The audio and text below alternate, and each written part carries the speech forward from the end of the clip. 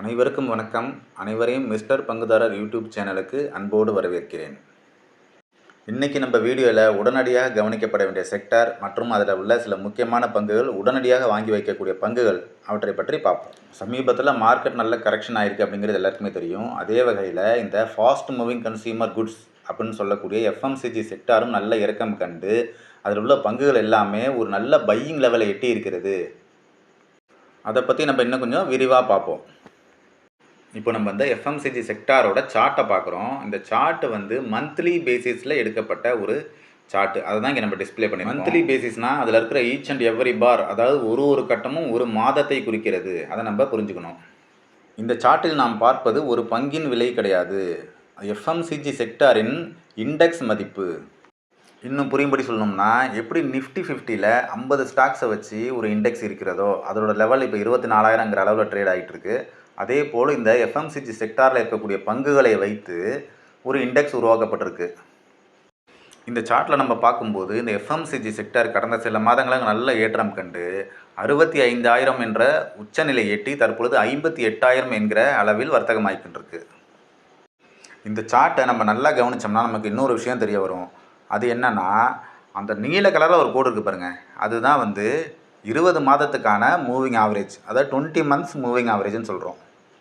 நீண்ட கால அடிப்படையில் நம்ம பார்க்கும்போது இந்த எஃப்எம்சிஜி செக்டர் எப்போல்லாம் நல்ல ஏற்றம் கண்டு வருகிறதோ அதுக்கப்புறம் ஒரு கரெக்ஷன் வரும் பொழுது இந்த எஃப்எம்சிஜி இண்டெக்ஸ் இந்த மூவிங் ஆவரேஜ் கிட்ட நெருங்கிடுச்சுன்னா திருப்பி அங்கேருந்து தான் அடுத்த ஏற்றத்தை தொடங்குகிறது. தற்பொழுதும் இந்த எஃப்எம்சிஜி இண்டெக்ஸ் அதே போல் இந்த மூவிங் ஆவரேஜை கிட்ட நெருங்கிட்டு அங்கேருந்து திருப்பி ரிவர்ஸ் ஆக ஆரம்பிச்சிருக்கிற நேரம் இது. அதனால தான் இந்த எஃப்எம்சிஜி செக்டாரை இப்போ நம்ம ஃபோக்கஸ் பண்ணணும்னு சொல்கிறோம். அதே மாதிரி அதில் இருக்க பங்குகள் எல்லாத்தையும் இப்பொழுது நம்ம வாங்கி வச்சோம்னா நீண்ட கால அடிப்படையில், அதாவது ஒரு 5 மாதங்கள் 6 மாதங்கள் வைத்திருக்கும் நிலையில் ஒரு நல்ல லாபத்தை எட்ட முடியும். இப்போது இந்த செக்டாரில் என்னென்ன பங்குகள் இருக்குது அப்படிங்கிறத விவரமாக பார்ப்போம். இப்போது இந்த ஸ்க்ரீனில் டிஸ்பிளே இருக்கிறது தான் இந்த செக்டாரில் இருக்கக்கூடிய சில முக்கியமான பங்குகள். அதில் இந்த மார்க்கெட் கேபிட்டலைசேஷனை வச்சு இந்த பங்குகளை வரிசைப்படுத்தியிருக்காங்க. அந்த வகையில் பார்க்கும்போது இந்த ஐடிசி அப்படிங்கிற ஸ்டாக்கு தான் வந்து 26.46% முதல் இடத்துல இருக்குது. அதாவது இந்த செக்டரில் இருக்கக்கூடிய மொத்த பங்குகளில் இந்த ஐடிசிங்கிற பங்கு தான் 26%, சந்தை மூலதனத்தின் அடிப்படையில் 26% இந்த ஐடிசி பங்கு தான் ஆக்கிரமிச்சிருக்கு. அதற்கு அடுத்தபடியாக இந்துஸ்தான் யூனிலிவர் லிமிடெட் இருக்குது. அப்புறம் Nestle, Britannia, Dabur, Godrej consumer products, இந்த மாதிரி பல பங்குகள் இந்த செக்டாரில் அங்கம் வகிக்குது. சரி, இதில் இருக்க எல்லா பங்குகளுமே நம்ம வாங்கிக்கலாமா அப்படின்னு கேட்டோம்னா நம்ம தாராளமாக வாங்கிக்கலாம், அதனால் ஒரு தப்பும் கிடையாது. இருந்தாலும் சில முக்கியமான பங்குகள் அதனோட ஃபண்டமெண்டல்ஸ் எப்படி இருக்குது, டெக்னிக்கல்ஸ் எப்படி இருக்குது அப்படிங்கிறத நம்ம தெரிஞ்சுக்கிட்டு அதை புரிஞ்சுக்கிட்டு நம்ம வாங்கினோம்னா அது வந்து நமக்கு ஒரு சிறப்பானதாக இருக்கும். அதனால் அந்த சில முக்கியமான பங்குகளை பற்றி நம்ம இப்போ பார்ப்போம். இதில் நம்ம ஃபஸ்ட்டு பார்க்குறது வருண் பெவரேஜஸ் அப்படிங்கிற ஸ்டாக்கு. இந்த வருண் பெவரேஜஸ்ன்ற நிறுவனம் என்னென்ன ப்ராடக்ட்ஸ் தயாரித்து சேல் பண்ணுறாங்க அப்படின்னு பார்த்தோம்னா பெப்சி ப்ராடக்ட்ஸு, அக்வாஃபினா, டியூ, அப்புறம் மெரண்டா, ட்ரோபிகானா, இந்த மாதிரி பல வகையான பெவரேஜஸ் சம்மந்தப்பட்ட பொருள்களை இவங்க தயாரித்து விற்பனை செய்கிறார்கள். இப்போ இந்த ஸ்டாக்கோட ஃபண்டமெண்டல்ஸ் பற்றி பார்ப்போம். இந்த ஃபண்டமெண்டல்ஸில் நிறையா விஷயங்கள் இதில் இன்க்ளூட் பண்ணியிருந்தாலும் சில முக்கியமான விஷயங்களை பற்றி மட்டும் நம்ம இப்போ பார்ப்போம். இந்த ஸ்டாக்கோட மார்க்கெட் கேப் ஒரு 2 லட்சம் கோடிக்கு மேலே இருக்கக்கூடிய ஒரு லார்ஜ் கேப் ஸ்டாக் இது. இந்த ஸ்டாக்கோட கரண்ட் PE ரேஷியோ 81 அப்படிங்கிற லெவலில் ட்ரேட் ஆகிட்டு இருக்கு. இந்த ஸ்டாக்கோட டெபிட் டு ஈக்விட்டி 0.79. இந்த ஸ்டாக்கோட இன்ட்ரெஸ்ட் கவரேஜ் ரேஷியோ 9.11. நம்ம இதுக்கு முன்னாடி வெளியிட்ட வீடியோக்குள்ளே நிறையா வீடியோக்குள்ளே சொல்லியிருக்கோம். ஒரு ஸ்டாக்கோட டெபிட் டு ஈக்விட்டி அப்படிங்கிறது 1 அப்படிங்கிற அளவை விட கம்மியாக இருந்துச்சுன்னா அது ஒரு மிகச்சிறந்த பங்கு. அந்த வகையில் இந்த பங்கு ஒரு மிகச்சிறந்த பங்காக இருக்கிறது.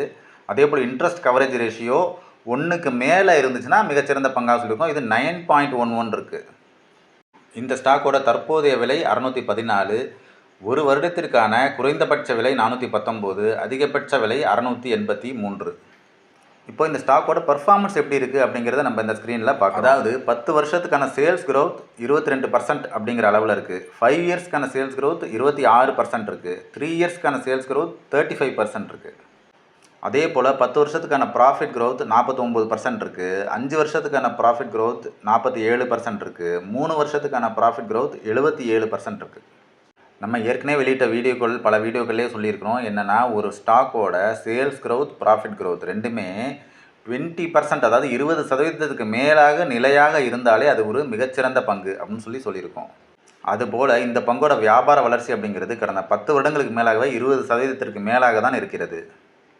அதேபோல் இந்த ஸ்டாக்கோட ப்ராஃபிட் growth அதாவது லாபத்தில் வளர்ச்சி அப்படிங்கிறது கடந்த 10 ஆண்டுகளுக்கு மேலாகவே மிக அற்புதமாக இருக்கிறது. கடந்த 10 ஆண்டுகளாகவே குறைந்தபட்சம் 45% இவர்கள் சீராக வைத்திருக்கிறார்கள். இந்த செக்டாரில் இந்த பங்கை நம்ம முதல் பங்காக தேர்வு செய்ததற்கு முக்கிய காரணம் இந்த பர்ஃபார்மன்ஸ் தான். எந்த வியாபாரத்தில் நம்ம பணத்தை போட்டாலும் அதில் நல்லா பெர்ஃபார்ம் பண்ணுற வியாபாரத்தில் பணத்தை போடணும் அப்படிங்கிறது தான் இதனுடைய கருத்து. இப்போ இந்த ஸ்டாக்கோட சார்ட்டை நம்ம பார்க்குறோம். இந்த வீடியோவில் பதிவிட்டிருக்க எல்லா ஸ்டாக்ஸோட சார்ட்டுமே மந்த்லி சார்ட்டு தான். அதன் மூலம் அனைவரும் புரியும். அதாவது ஒரு கட்டமும் ஒரு மாதத்தை குறிக்கிறது. அடுத்தடுத்து வர சார்ட்டில் இதை பற்றி நான் சொல்ல மாட்டேன். அதனால் இதை இப்போவே கவனமாக புரிஞ்சுக்குங்க. இந்த ஸ்டாக்கோட விலை சில மாதங்களுக்கு முன் ₹200 என்ற அளவில் வர்த்தகமாகி தற்பொழுது ₹300, ₹400 என்று படிப்படியாக உயர்ந்து கிட்டத்தட்ட ₹700 என்ற நிலையை எட்டி தற்பொழுது ₹614 என்ற நிலையில் வர்த்தகமாகிக் கொண்டிருக்கிறது.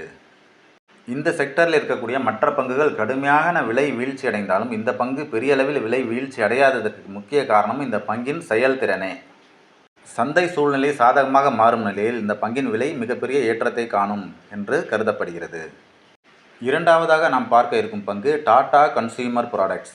இந்த டாடா கன்சியூமர் ப்ராடக்ட்ஸில் Tata salt, Chakra gold tea இந்த மாதிரி பலதரப்பட்ட உணவுப் பொருட்களை தயாரித்து விற்பனை செய்கிறார். இதனுடைய ஃபண்டமெண்டல்ஸ் பார்த்தோம்னா இந்த ஸ்டாக்கோட மார்க்கெட் கேப்பு 95,000 கோடிக்கு மேலே இருக்கக்கூடிய ஒரு லார்ஜ் கேப் ஸ்டாக். தற்பொழுதைய PE ரேஷியோ 69.8, டெபிட் to equity 0.15, interest coverage ratio 8.13. தற்பொழுதைய விலை 964, ஒரு வருடத்தின் குறைந்தபட்ச விலை 900, ஒரு வருடத்தின் உச்சபட்ச விலை 1254. இந்த ஸ்டாக்கோட பர்ஃபார்மன்ஸ் பார்க்கும்போது இதனுடைய சேல்ஸ் growth அதாவது வியாபார வளர்ச்சி என்பது 10 வருடங்களாக 7%, 5 வருடங்களாக 16%, 3 வருடங்கள் 9% இந்த மாதிரி வெவ்வேறு அளவில் இருக்கிறது. அதேபோல் ப்ராஃபிட் growth அதாவது லாபத்தில் வளர்ச்சி அப்படிங்கிறது 10 வருடத்தில் 12%ஆகவும், 5 வருடத்தில் 27%ஆகவும், 3 வருடத்தில் 16%ஆகவும் இருக்கிறது. நாம் ஏற்கனவே வெளியிட்ட வீடியோக்களில் சொல்லியிருக்கிறோம். இந்த வீடியோவிலுமே இப்போ முன்னாடி பேசியிருக்கோம். என்ன பேசியிருக்கோம்னா இந்த sales growth and profit growth இது ரெண்டுமே 20%க்கு மேலே இருந்தால் மிகச்சிறந்த பங்கு நம்ம சொல்லியிருக்கிறோம். அது அப்படி பேசி இருந்தாலும் இந்த FMCG செக்டர் அப்படிங்கிறது ஒரு போட்டி நிறைந்த காம்படிஷன் மிக அதிகமாக இருக்கக்கூடிய ஒரு செக்டர். அதனால் இந்த ஸ்டாக்கில் இருக்கக்கூடிய சேல்ஸ் growth அண்ட் ப்ராஃபிட் growth-ஐ பார்த்து அது கம்மியாக இருக்குன்னு நினச்சி யாரும் வருத்தம் கொள்ள வேண்டிய அவசியம் இல்லை.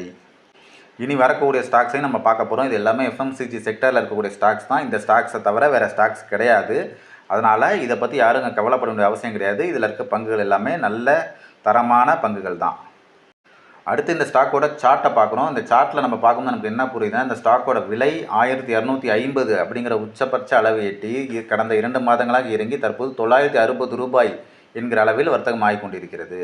மீண்டும் இதே ₹1250 இன்னும் சில மாதங்களில் எட்டத்தான் போகிறது. மூன்றாவதாக நாம் பார்க்க இருக்கும் பங்கு நெஸ்ட்லே. இந்த நிறுவனம் நெஸ்கஃபே காஃபி, குழந்தைகளுக்கான சிரல்ஸு, கிட்கேட் போன்ற சில சாக்லேட்டுகள் இன்னும் பலதரப்பட்ட உணவுப் பொருட்களை தயார் செய்து விற்பனை செய்கிறார்கள். அடுத்து இந்த ஸ்டாக்கோட ஃபண்டமெண்டல்ஸ் பார்த்தோம்னா இந்த ஸ்டாக்கோட மார்க்கெட் கேப் 2,18,000 கோடிக்கு மேலே இருக்கக்கூடிய ஒரு மிகப்பெரிய லார்ஜ் கேப். இந்த ஸ்டாக்கோட கரண்ட் PE ரேஷியோ 68, டெபிட் to equity 0.09, interest coverage ratio 38.7. இப்போ இந்த ஸ்டாக்கோட பர்ஃபார்மன்ஸ் பார்க்குறோம். சேல்ஸ் growth அதாவது வியாபார வளர்ச்சி அப்படிங்கிறது கடந்த 10 வருடங்களாக 10%ஆகவும், 5 வருடங்களாக 17%ஆகவும், 3 வருடங்களாக 22%ஆகவும் ஓரளவுக்கு சீராக வைத்திருக்கிறார்கள். அதே போல் ப்ராஃபிட் growth அதாவது லாபத்தில் வளர்ச்சி என்பது கடந்த 10 வருடங்களாக 13%ஆகவும், கடந்த 5 வருடங்களாக 20%ஆகவும், கடந்த 3 வருடங்களாக 24%ஆகவும் ஓரளவுக்கு சீராக இருக்கிறது. இந்த ஸ்டாக்கின் சார்ட்டை பார்க்கும் பொழுது கடந்த சில மாதங்களுக்கு முன் ₹2,800 என்கிற உச்சபட்ச விலையில் வர்த்தகமாகி தற்பொழுது படிப்படியாக இறங்கி 2,260 என்கிற அளவில் வர்த்தகமாகிக் கொண்டிருக்கிறது. நான்காவதாக நாம் பார்க்க இருக்கும் பங்கு இமாமி லிமிடெட். இந்த நிறுவனம் போரோ பிளஸ், ஃபேர் அண்ட் ஹேண்ட்ஸம் இந்த மாதிரி சில அழகு சம்பந்தப்பட்ட பொருட்களை தயார் செய்து விற்பனை செய்கிறார்கள். இந்த ஸ்டாக்கோட ஃபண்டமெண்டல்ஸ் பார்க்கும்போது இந்த ஸ்டாக்கோட மார்க்கெட் கேப் ஒரு 28,000 கோடி என்கிற அளவிற்கு மேல் இருக்கக்கூடிய ஒரு லார்ஜ் கேப் ஸ்டாக். தற்போதைய PE ratio 36, debit to equity 0.03, interest coverage ratio 86.2. இந்த ஸ்டாக்கோட பர்ஃபார்மன்ஸை பார்த்தோம்னா சேல்ஸ் growth அதாவது வியாபார வளர்ச்சிங்கிறது கடந்த 10 வருடங்களாக 8%ஆகவும், 5 வருடங்களாக 6%ஆகவும், 3 வருடங்களாக 8%ஆகவும் இருக்குது. இதே போல் ப்ராஃபிட் growth அதாவது லாபத்தில் வளர்ச்சி என்பது கடந்த 10 ஆண்டுகளாக 6%ஆகவும், கடந்த 5 ஆண்டுகளாக 19%ஆகவும், கடந்த 3 ஆண்டுகளாக 18%ஆகவும் ஓரளவுக்கு சீராகவே இருக்கிறது. இன்னும் சொல்லப்போனால் சமீப காலமாக லாபத்தில் அதிக வளர்ச்சியை எட்டி வருகிறது. இந்த பங்கின் சார்ட்டை பார்க்கும் பொழுது சில மாதங்களுக்கு முன் 850 ரூபாய் என்கிற அளவில் வர்த்தகமாகிக் கொண்டிருந்த பங்கு தற்பொழுது படிப்படியாக இறங்கி 650 ரூபாய் என்கிற அளவில் வர்த்தகமாகிக் கொண்டிருக்கிறது.